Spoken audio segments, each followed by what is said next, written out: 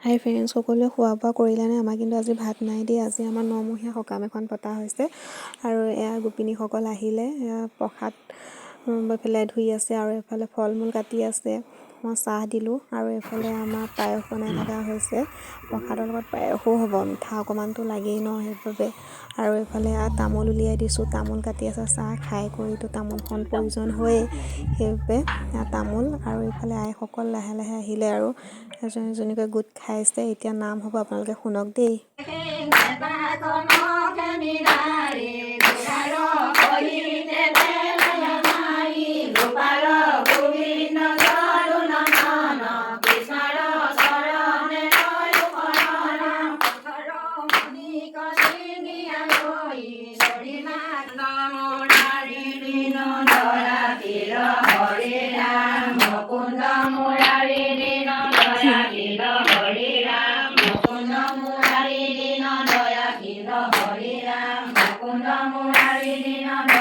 আপোনালোকে আমাৰ ইয়াৰ নাম শুনি কেনেকুৱা পালে কমেণ্ট কৰি জনাবচোন দেই। এতিয়া আৰু প্ৰসাদ বিতৰণ হ'ব।